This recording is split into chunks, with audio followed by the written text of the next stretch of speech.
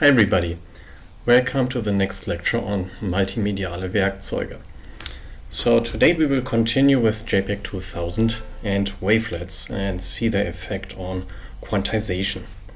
So here again we see the impulse response or the filter coefficients of the low pass filter of our wavelet cascade, right? Remember we have this low pass and high pass, and this two-band decomposition is then iterated on each lower output. So here we have the low pass branch, and this is the impulse response or the coefficients. And after applying the low pass, we have this downsampling by a factor of 2, which means we keep only every second value. Yeah, so since we have images as a signal, we apply these filters to the rows and columns of our image, and that means that the result of the low pass filtering of the rows is the input for the low pass filtering along the columns, and correspondingly also for the high pass filtering. Yeah, note that the blockwise application of the DCT to our image in the form of blocks of size 8 by 8 pixels can also be represented as a convolution, meaning a filter bank with subsequent downsampling by a factor of 8. Right? So we have the filters, and then this blockwise processing is the same as downsampling by a factor of 8. Downsampling here means moving from one block to the next with a step size of 8. As this corresponds to the block size of the DCT, there is no overlap between neighboring filters. So we have filters of the equivalent filter bank, which is also of size 8, and if we jump by 8, then there's no overlap. Yeah, so what's the difference of the wavelet transform to the DCT? In the wavelets, we just have a downsampling by a factor of 2. However, the filter length, as we saw, is significantly greater than 2. Right? So that means we get a clear overlap between adjacent blocks, which means adjacent processing steps of the wavelet filters. Since we no longer have processing in separate blocks, we no longer get blocking artifacts. So this is also what we saw for JPEG 2000 compressed images. The blocking effects were gone, but we had more like ringing artifacts or unsharpness. Yeah, and here you can see how this works with the sampling. Here you can see the convolution without the subsampling or downsampling. So the blue curves symbolize the impulse responses of our low pass filter, and then the red dashed line is our signal, or rather the gray bars here, which symbolize the samples of the signal.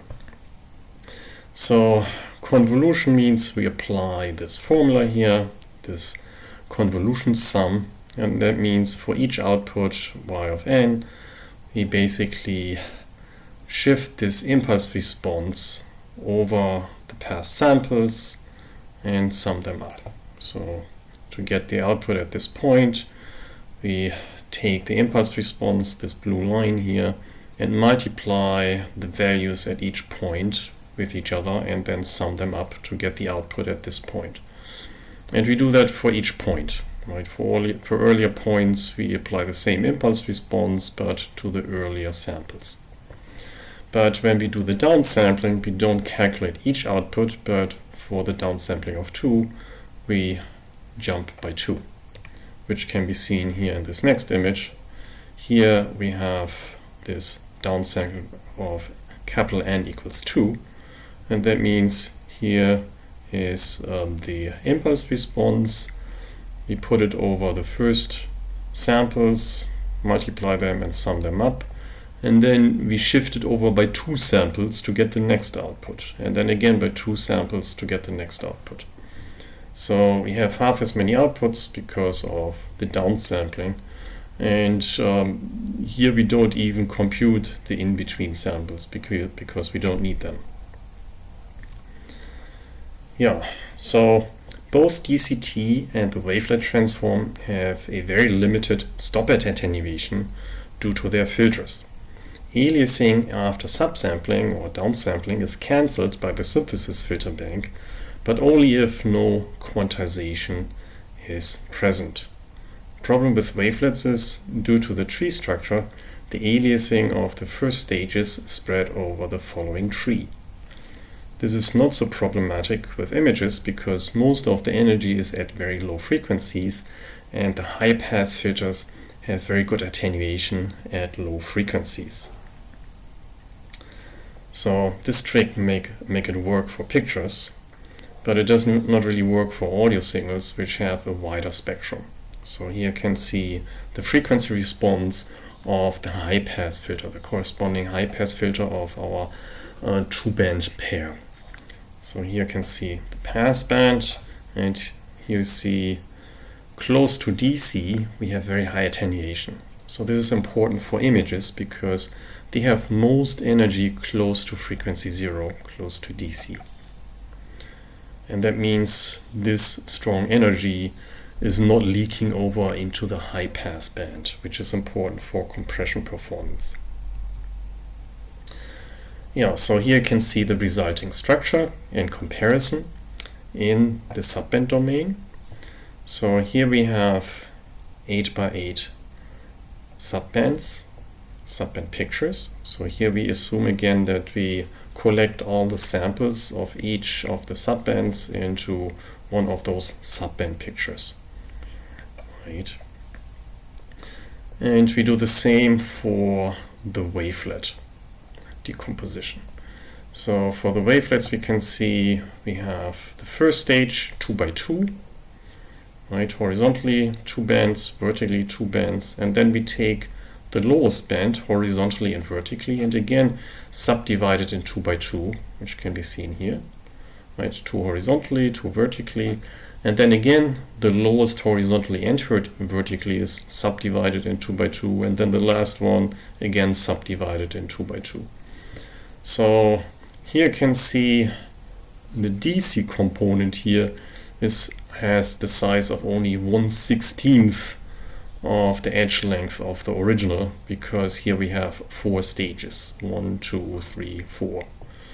Right. Here we have 1/8 of the original, as can be seen here. So here the DC image has the edge length of 1/8 of the original. So this is larger than the corresponding DC image for wavelets, because here we have 4 stages. And since most energy is concentrated in the DC image, that means we have fewer large coefficients here in the DC, in the wavelet decomposition. Right? And remember, the DC coefficients are the most costly for coding and compression. So having only half the edge length here saves us a lot in compression or in bitrate, because this is the most costly part for the compression. Right, so in this case we have a frequency resolution around DC, which is twice as high as the DCT for the lowest frequency, and the spatial resolution is only half as high because this image is tiny. Right, so we only have 1/16 of the pixel resolution horizontally and vertically. Yeah, but for DC that's okay, because that's where we have no edges. Yeah, so note that depending on the number of stages or iterations, we can achieve a much finer frequency resolution for the low frequencies around DC. The subband images become smaller, and that means they need fewer bits to encode. We can apply psychoacoustic, psycho-optical models better, more precisely, because we have a better frequency resolution at the low frequencies according to the contrast sensitivity function. Right? So we can more precisely use the contrast sensitivity function. Yeah, so the model assumption behind the wavelet decomposition is that it works best with images that can be described by splines, which means piecewise flat surfaces. So splines are polynomials, piecewise polynomials, and we know polynomials are smooth. they don't have jumps. Splines only have jumps at the points where they touch each other. So we assume that we have images with mostly flat surfaces, smooth changes in brightness, and only edges around objects in the image. Yeah, so the edges have high frequencies around objects, so that even in the high frequency subbands there are only a few large values. So if you have only a few edges, means we only have a few high frequency positions, and that means we only have a few large values in the high bands. Yeah, but if we have pictures with large area fine patterns like grassy surfaces, this no longer fits the model assumption.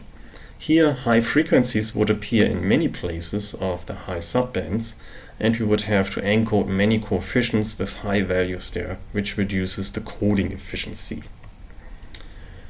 The DCT, on the other hand, would be well suited for this case of fine large area patterns, because the subbands of the high frequencies are not larger than for low spatial frequencies, and we would not have more large values than in the DC band.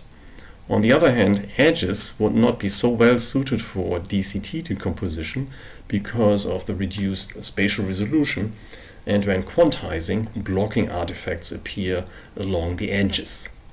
Right? So the quality goes down. So in summary, the DCT is good for images with even areas of low or high frequencies, fine patterns, and few edges. Right, because edges are difficult to encode with the DCT.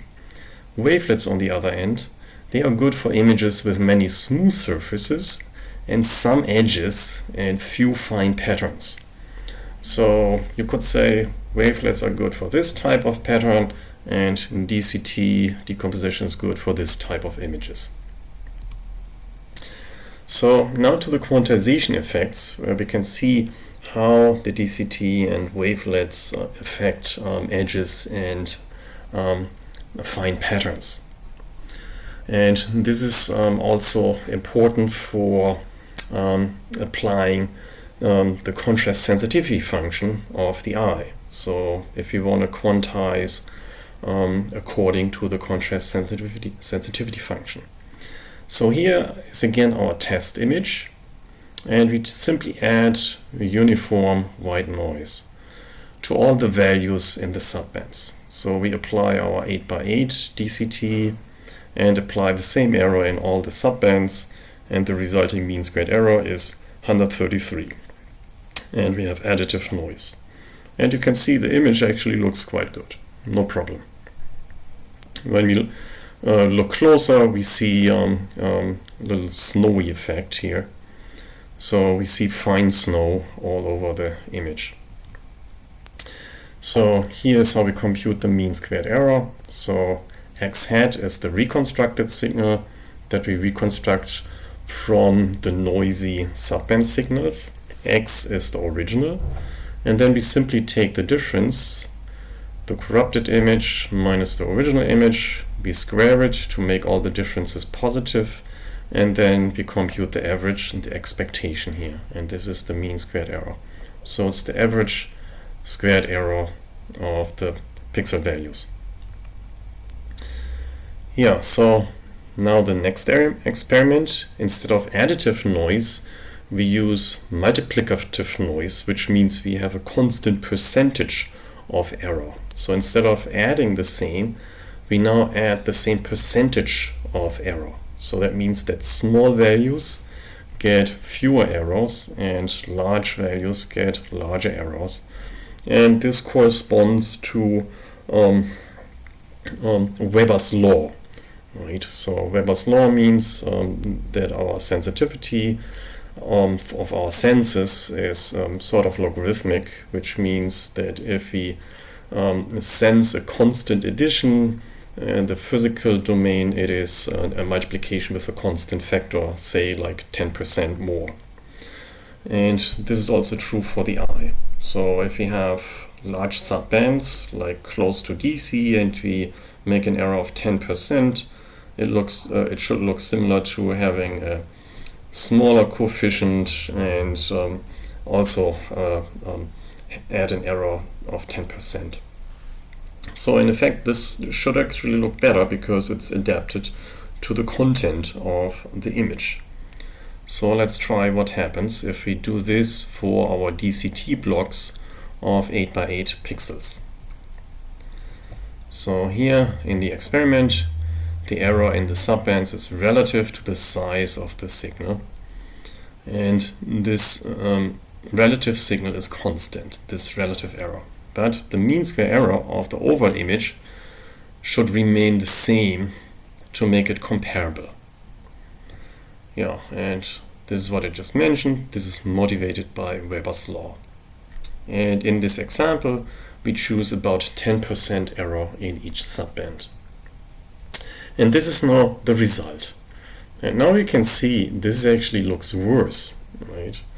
And when you look at it, this comes because the largest error now appears in the DC band, right? Because DC by far has the largest coefficients, the largest values. But since we only have 8 subbands from the 8 by 8 DCT, this lowest DC band is actually not so narrow. It actually covers 1/8 of the entire spatial frequency range, which can be seen here in this red curve, right? So this is an kind of symbolizes the passband of our first DC subband of the DCT. So only qualitatively. And when you compare it to the true spatial frequencies in the image, then you can see that DC is much closer to 0 than the width of the DC band of the DCT. And that means we make this error not only close to DC, where it would be hidden by the true image energy, but it's spreading to much higher frequencies because of the high bandwidth of the lowest band.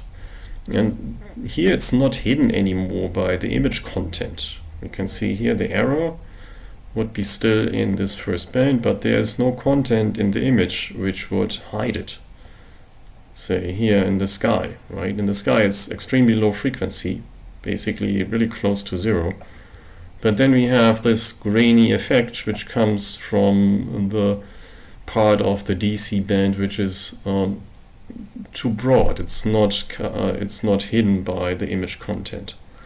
So this is what we see here.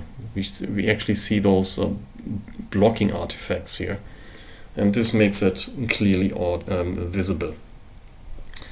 Yeah, but actually it's the same mean squared error. So it's also 133, right? So this is kind of amazing. Same error, the same mean squared error, but the image looks much worse. So this also tells you that the mean squared error is not a good measure for the image quality. Yeah, so the cause here is that the picture has most energy around DC, which means DC gets the biggest error, but the DCT has a limited frequency resolution around DC, as I just said, which means the error spreads to much higher frequencies. Yeah, so, and that means it becomes visible to the eye. So now the approach is to use finer subbands by increasing the number of subbands by applying a large DCT now to the entire image. So instead of taking small blocks of 8 by 8 pixels, we now apply a huge DCT which has the same size as the image itself. Right? This gives us maximum narrow subbands. So that should be enough. So let's see what happens. So this is what we get. We actually get a larger mean squared error. So it's 208 now, but you can see it looks much better now. So these blocking artifacts are gone, but what we now see is those stripes here. Right? When you look closely here, those stripes. And these are ringing artifacts which come from the high frequencies from the edges of the window here. Right? So here's a strong edge, and that means we have a high error at high frequencies, and these high frequencies now the error of these high frequencies now spread over the entire image, right? Because now the subbands are very narrow, but they are no longer localized close to the edge of the window here, right? Those high frequencies can be anywhere in the window and in this picture, and that means also the error spreads accordingly over the entire picture. So it looks better, but still not perfect. Yeah, so the result is the image has significantly fewer artifacts, but new artifacts were created, wavy lines parallel to the edges, which are ringing artifacts. The cause is here, we now have sufficient frequency resolution, but no more spatial resolution. We can no longer tell where a frequency was in the picture. The errors of edges spread over the entire image, and the approach now is that we need more spatial resolution to keep the errors of the edges near them. Right? We don't want to spread the errors of edges over the entire image. Surfaces, for instance, the low frequencies, like in the sky, need high frequency resolution so that we have narrow DC band, but hardly any spatial resolution because the sky is broad. Right? That means edges, high frequencies, need high spatial resolution but less frequency resolution. Right? So that leaves us to wavelets. So when we apply wavelets, we get a high frequency resolution for the low bands, for instance the sky, and we need high spatial resolution for edges for the high frequencies. So that also is what wavelets give us. The wavelets give us high spatial resolution at high frequencies and high frequency resolution at low frequencies. So this is now the effect of quantization applied with a wavelet decomposition in 10 stages. So 10 stages is actually quite a lot. So again, we have a mean squared error of 208, and this looks now much better. So we have no blocking artifacts, we have only a little bit of ringing nearby the edges of the window, which can be seen here, but it's not spreading further, right? It's now staying close to the edge, and the rest looks actually quite good, except that when you look closely here, say over the roof, you see a gradual change of brightness. It's almost like the sun is shining more brighter here in the center, right? And this is also an artifact from the wavelet decomposition, but this is now a more natural looking artifact. So it could as well be that the sun is shining more bright here in the center, right? It's not so obvious. Yeah, so the result is now we get that we have the stripe pattern or the ringing artifacts, they have disappeared, but other artifacts were created, which is the ringing near the edges and brightness variations over the sky. The advantage here is we have this is much more efficient to calculate than the DCT of the complete image. So even 10 stages is much more efficient.